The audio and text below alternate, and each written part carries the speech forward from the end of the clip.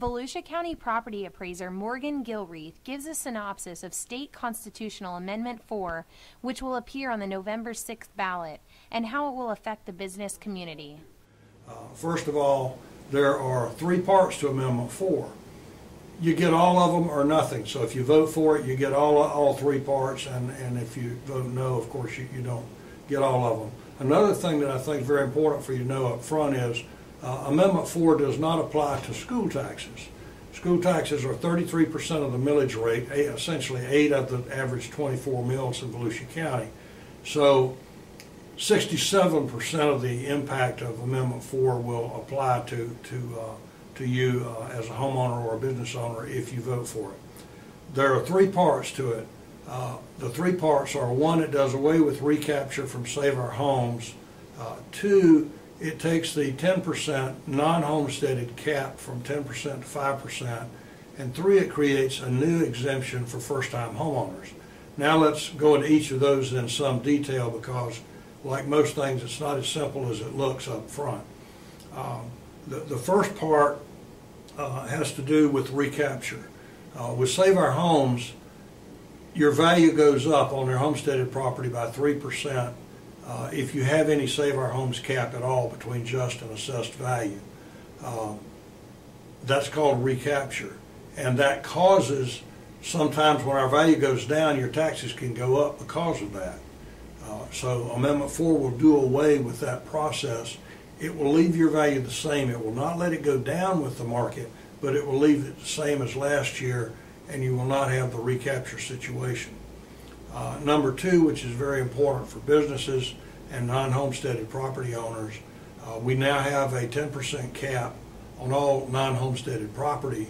That will drop to 5%, making the system more level and equal than it has been since 1992. Businesses in the past, before the boom and bust market got here, there was an $11 billion pass-through of taxes that would have been paid by homeowners that was transferred over to non-homestead owners. Right now the market's down, that's $1 billion. So the declining market has wiped away $10 billion of pass-through. So if you're going to try to fix the situation, make the system more equal, it's almost equal now, because the Save Our Homes benefit now only applies to $1 billion worth of pass-through taxes from homeowners to non-homeowners. And as I said, that will drop from 10% to 5%. The third part of the amendment is the new homesteader, the first-time home buyers exemption, and that applies to people who are going to be buying for the first time.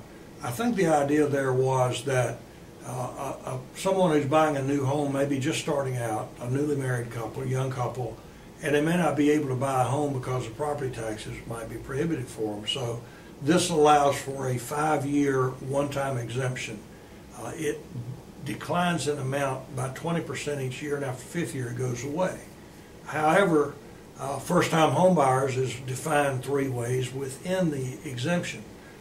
You can be a first-time homeowner in Florida, owning your first home. You get 50% off of the taxes after your regular exemptions. That can't exceed the average homesteaded value property, and that keeps somebody who might buy a $2 million property from getting a $1 million exemption. That's not going to happen much, but it's protection against that for the average folks.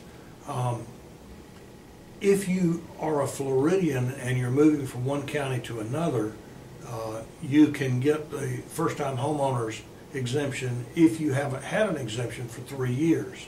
So you can qualify as a first-time homeowner as a Floridian moving from one place to another. You're naturally going to get all the other exemptions anyway, but the first-time homeowners exemption if you haven't had it for 3 years. However, if you move here from another state, then you could have had the exemption there last year, and you can get it here this year. So that was a little bump in the road. That creates a little advantageous benefit for people moving here from other states that someone moving here from another county in Florida does not have. But as first-time homeowners, So Amendment 4 gives you doing away with the recapture provision, essentially keeping the value the same as last year, creating a 5% cap or a 3% cap, keeping in mind that neither the 5 nor the 10% cap apply to school taxes. So everyone would have a 3 or a 5% cap on their values. And one other thing I didn't mention before, the net effect of that is going to create a value circumstance that's very equal. It's also going to put great pressure on our cities and counties if they want to have added expenditures to have to raise their millage rate. So it's going to make increases in spending very visible to the taxpayers, in my opinion. If there are counties that are close to the 10 mil cap, it may present a problem for them. So there are some other things down the road that could happen with that one. And the third one, of course, is the first-time homeowners exemption. Amendment 4, it's all or nothing. You either get all of it or you get none of it. It's a complicated situation. I advise you to read carefully. We're going to have a write-up on it in our brochure that goes out with our trim notices mid-August. And we invite you all to really research all of the constitutional amendments and know what you're voting on. But please vote.